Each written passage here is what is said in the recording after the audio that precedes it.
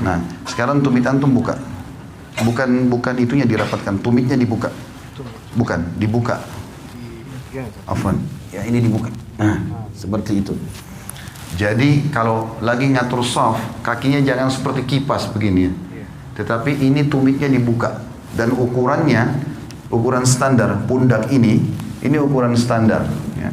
Maka telapak kaki antum buka seukuran itu saja. Tidak usah masuk ke shaf orang di sebelah. Ya. Ini serius memang karena kadang-kadang ada orang badannya kecil kakinya besar gitu kan. Atau dia ikuti sejadahnya. Nah, ini manfaatnya kalau kaki rapat begini, otomatis betis juga ketemu, pundak pun ketemu. Ini yang masuk dalam hadis Nabi SAW. Siapa yang sholat seperti ini tidak akan dimasuki oleh syaitan di antara safnya. Sebagaimana Nabi SAW mengatakan, rapatkan dan luruskan saf kalian, jangan buat ada celah buat syaitan. Karena kalau dia ada, dia akan mengganggu sholat. Oke? Sekarang antum balik ke sana, balik ke teman-teman supaya dilihat tata cara sholatnya.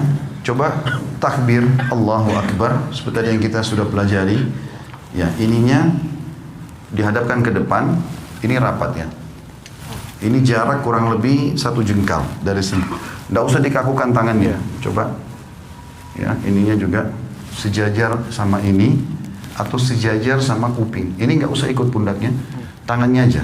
Ya, antum nggak usah takut, saya tidak hukum. Coba dilenturkan saja, lihat saya, dilenturkan saja tangannya. Nggak usah kaku. Ini semuanya ke depan dan rapat. Sejajar dengan pundak atau sejajar sama kuping, ya. Ya. Ini ujung kuping.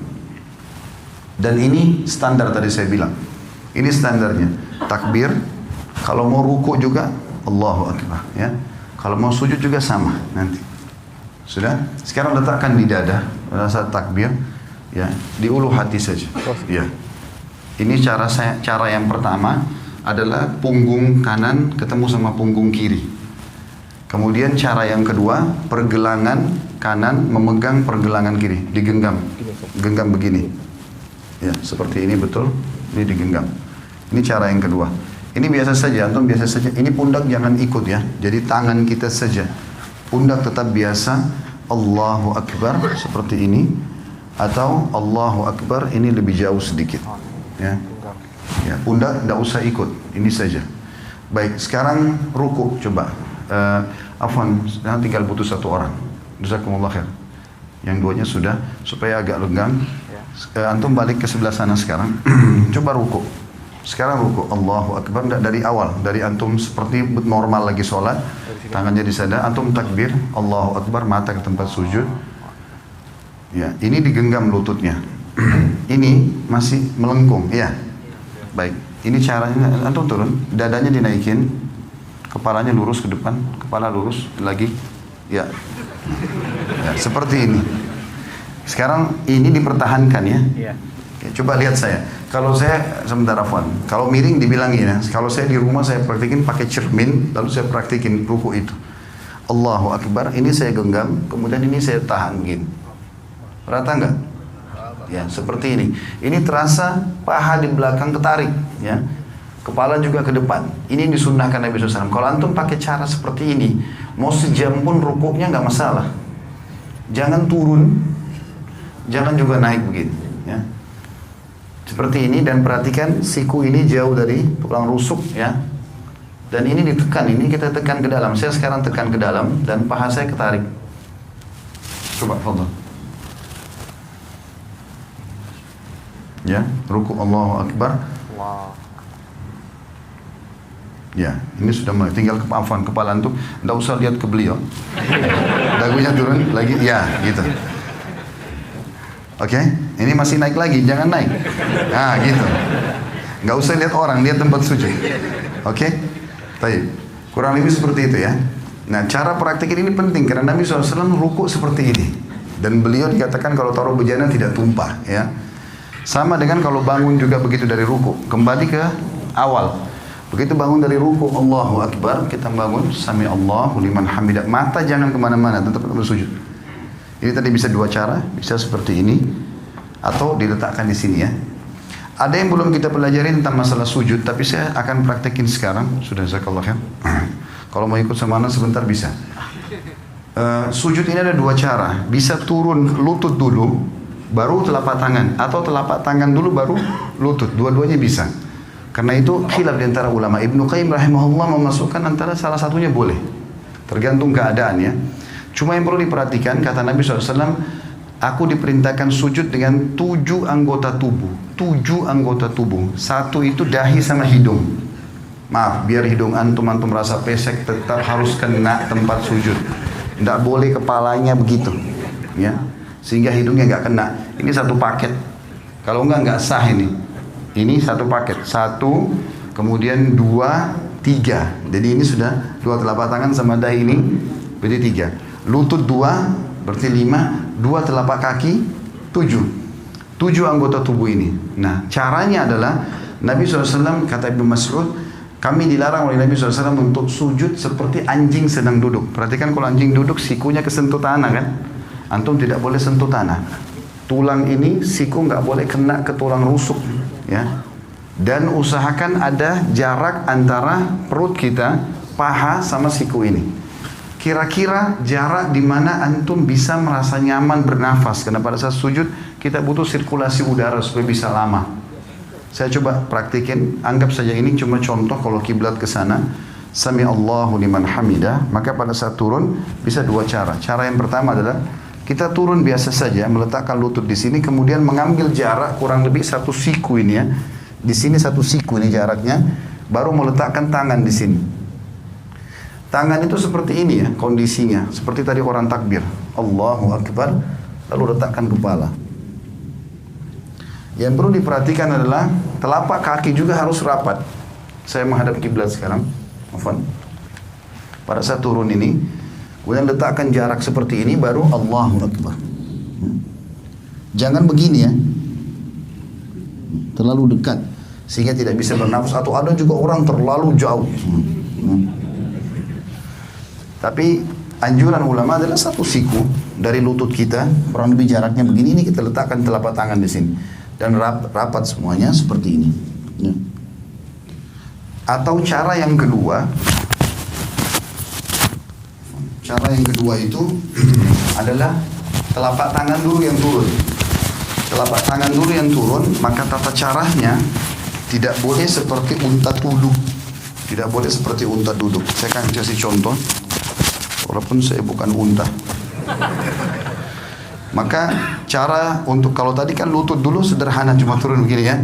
Sekarang kalau mau telapak tangan dulu, maka caranya adalah turunkan badan dulu seperti mau turun lutut tadi. Misalnya sudah dekat, baru kemudian letakkan telapak tangan ke depan. Seperti ini. Ya. Yang dilarang itu seperti unta itu kalau orang turun begini. Nah, begitu juga nih pada saat berdiri. Orang berdiri dari sujud nggak boleh begini, ya. Tetapi dia duduk dulu, ya. Saya ulangi. Jadi kalau orang turun sujud yang kedua, kita turun seperti agak mendekati tempat sujud, kemudian baru letakkan telapak tangan ke depan, barulah kita sujud, ya. Duduk di antara 2 sujud, menegakkan seluruh ruas tulang belakang sampai terasa dada terbusung ke depan. Jari-jari tetap rapat, ujung jari-jari berada di ujung paha. Kemudian kita sujud lagi. Allahu Akbar. Setelah itu pada saat mau berdiri, duduk dulu. Sunnah Nabi SAW duduk dulu. Duduk seperti ini. Dan ada 2 cara. Cara yang pertama, menekan paha untuk berdiri ke atas. Atau menggenggam telapak tangan, ditekan lantai untuk menopang tubuh ke atas. Jadi topang ini saja ke atas, ya, seperti ini. Dan kita tidak boleh sebagaimana tadi saya bilang berdirinya seperti unta itu, ya. Terakhir tinggal masalah tahiyatnya saja. Tahiyat ini khilaf di antara ulama tentang 2 jenis duduk. Namanya iftirash atau tawarruk. 2 ya. Iftirash atau tawarruk. Apa itu iftirash? Iftirash itu duduk seperti di antara 2 sujud. Itu namanya iftirash, ya. Kalau tawarruk, warak itu artinya bokong. Kita meletakkan bokong kita di tanah. Nah, ini khilaf ulama. Kapan dikerjakan iftirash, kapan dikerjakan tawarruk? Imam Syafi'i rahimahullah berkata, duduk tawarruk tahiyat seperti ini, yang kita duduk, ya, seperti ini. Ini namanya tawarruk karena bokong kita duduk di tanah. Ini kata Imam Syafi'i rahimahullah dikerjakan setiap kali mau salam. Mau sholatnya 1 rakaat saja, mau 2 rakaat, seperti misalnya witir 1 rakaat. Ya tetap aja antum duduknya pada saat tahiyat karena mau salam tawarruk. Ya. 2 rakaat juga seperti sholat sunnatul fajr atau sholat subuh, sama tawarruk. Nanti lebih dari itu pun, misalnya rakaat maghrib 3 rakaat atau isya 4 rakaat, semuanya kalau mau salam tawarruk. Kalau jumhur ulama Imam Ahmad dan Imam Malik mengatakan tidak. Kalau sholat di bawah 3 rakaat, seperti witir 1 rakaat atau sholat sunnatul fajr 2 rakaat, walaupun mau salam duduknya iftirash, duduknya seperti ini. Tawarruk itu hanya dikerjakan duduk yang seperti ini, itu dalam pendapat jumhur ulama. Nanti kalau sudah lebih dari 2 rakaat, seperti rakaat ketiga maghrib, rakaat keempat isya, baru duduknya tawarruk. Dua-duanya ini boleh ya, karena ini khilaf diantara ulama. Kita nggak boleh nyalain orang. Jadi kalau antum lihat ada orang tahiyat kedua, ya tahiyat akhir misalnya, sholat subuh duduknya begini, jangan disalahkan. Karena itu pendapat Imam Malik dan Imam Ahmad, dan itu jumhur ulama. Mereka mengatakan justru kalau lebih dari 2 rakaat, rakaat ketiga baru kemudian duduknya tawarruk, ya. Tapi Imam Syafi'i mengatakan tidak. Jadi kalau ada yang sholat witir pun 1 rakaat sudah iftirash tawarruk, maka itu berarti mengikuti mazhab Syafi'iyah. Tinggal yang saya mau titik beratkan teman-teman, masalah salam dan tata cara mengubah dari iftirash ke tawarruk. Sekarang kan kalau iftirash itu seperti ini, telapak kaki kiri kita dipakai duduk, ya. Bagaimana caranya mengubah ini dari ini ke tawarruk? Perhatikan ya. Caranya adalah cuma memasukkan telapak kaki kiri ke bawah tulang kering kanan. Contoh, cuma begini saja. Ini dimasukkan, lalu kita duduk di tempat yang sama. Jangan begini, karena banyak orang kita begitu. Dia duduk begini langsung dia dorong orang ke sana semua. Jadi ini kena, semua kena. Dia nggak bisa duduk. Jadi cara yang benar adalah hanya memasukkan ini ke bawah sini saja dan duduk di tempat yang sama. Tidak berubah apa-apa. Saya tidak mengubah apa-apa di sini. Maka ini posisi yang harus diperhatikan. Begitu juga dengan masalah salam. Pada saat kita sudah selesai membaca tahiyat, tentu tahiyat sunnahnya ada yang mengatakan pada saat syahadat mengangkat jari, ada yang mengatakan juga nanti dari awal sudah at-tahiyat itu sudah mengangkat, ya. Dan hadis riwayat Tirmidzi, khilaf di antara ulama tentang masalah itu, tentang hadis Nabi SAW bahwasanya gerakan jari di tasyahud lebih keras bagi iblis daripada cambukan besi. Ada yang menghasankan, ada yang melemahkan. Kalau saya termasuk yang berpegang pada menghasankan hadisnya, sehingga menggerakkan jari itu, menggetarkannya bagian daripada sunnah Nabi SAW. Intinya antum setelah baca tahiyat tinggal salam. Dikatakan Nabi SAW kalau salam terlihat pipi putih atau putih pipi beliau oleh makmum di belakang. Jadi seperti ini. Assalamualaikum warahmatullah. Terasa ini tertarik. Tahan sebentar, baru Assalamualaikum warahmatullah. Badannya nggak usah ikut salam, ya. Cuma leher saja. Assalamualaikum warahmatullah. Assalamualaikum warahmatullah. Sampai situ. Mengusap wajah nggak ada dalam syariat. Jadi cukup situ berarti sudah selesai sholatnya. Allahu a'lam. Ini tata cara.